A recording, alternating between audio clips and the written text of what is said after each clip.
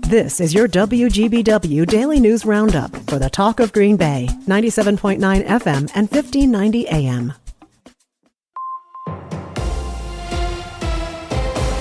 From the 97.9 WGBW Newsroom, I'm Connie Fellman with this local news update. If the rainy weather kept you from getting out to enjoy the fall colors this weekend, you still have time. Tourism officials say colors will peak this week for the Green Bay area.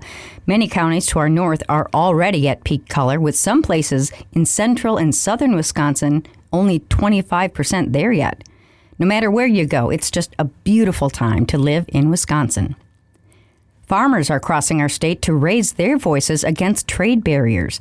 The Motorcade for Trade made a stop in western Wisconsin on their 14-state tour across America's heartland. Free Trade Executive Director Brian Keel says 95% of consumers of American agricultural products do not live in the U.S. Since Wisconsin relies heavily on agricultural exports, especially for soybeans, dairy, and cranberries, tariffs intended to punish other countries are actually causing significant financial hardship for our farmers here at home. Keel says the U.S. not only needs to keep the markets we have, but also find new markets without facing trade barriers.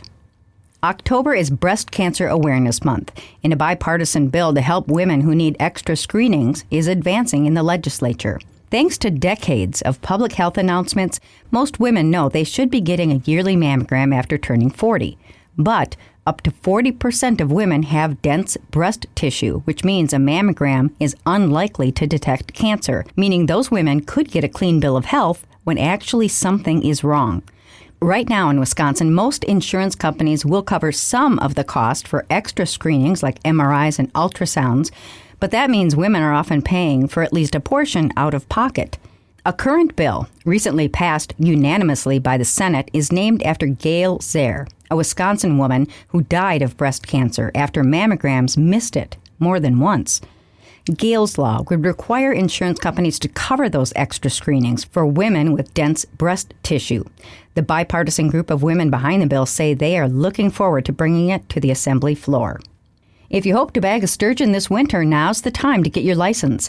Wisconsin's DNR sent out a reminder that the deadline is October 31st for all spearers who want to harvest a sturgeon from Lake Winnebago. Wisconsin's pheasant hunting season also opened over the weekend and runs through January. Bag limits are now 2 roosters a day. Both fans involved in a viral clash at American Family Field have been banned from future Brewers games. The Milwaukee attorney who threatened to call ICE on a Dodgers fan has lost her job and resigned from a volunteer position. The man who recorded it all was removed from the game for disorderly conduct and public intoxication. The Brewers say they don't tolerate offensive comments about race or national origin and want all fans to feel safe. The Wisconsin Better Business Bureau is warning people to be on the lookout for healthcare scams as open enrollment season gets underway.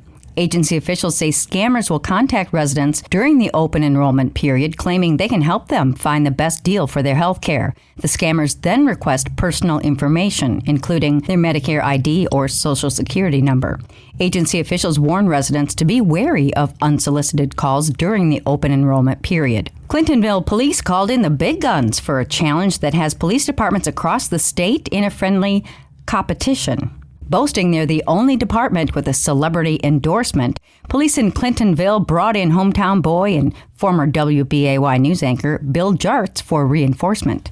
The departments are raising money for the Police Lights of Christmas campaign. The program helps provide gifts for families in need during the holiday season.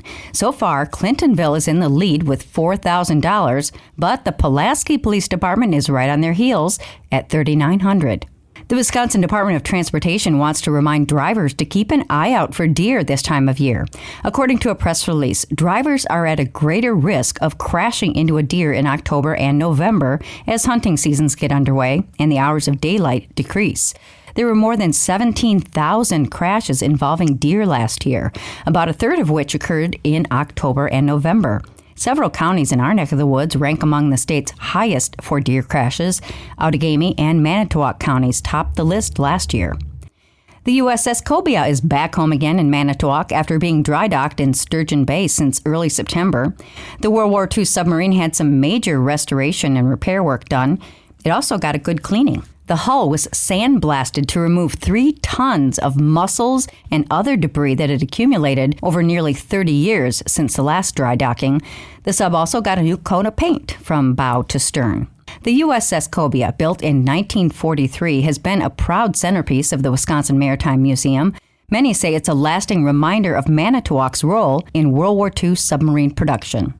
Even though the Cobia is back at home and all spiffed up, it won't be open to the public until a later date. We will keep you posted when that's announced.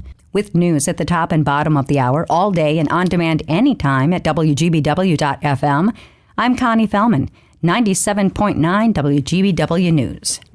The Packers beat the Cards. Hi, I'm Mike Clemens with Sports from Arizona, where the Green Bay Packers held on to win last night 27-23 over the Cardinals. The road trip began with a 5-hour flight delay when the team plane had mechanical problems on the ground in Green Bay. Matt LaFleur. From the moment we got on the trip, nothing seemed to go right. To in-game, there was a lot of things that didn't go right, but the guys kept battling, and that's what it takes in this league. Packers running back Josh Jacobs had 13 carries for 55 yards, scoring twice, including the winning touchdown, despite dealing with the flu and a calf injury. They didn't really want me to play today. It was one of them things where I kind of had to convince them. You also got to know who you talking to. I'm one of them guys, man, if I feel like I can spin and I'm not going to hurt the team by trying to, play, then I'm going to go out there and give it everything I got. College football, the Badgers losing to Ohio State 34-0. A report says if Wisconsin decides to fire Luke Fickell, they would owe the coach $25 million in a contract buyout. With Sports, I'm Mike Clemens.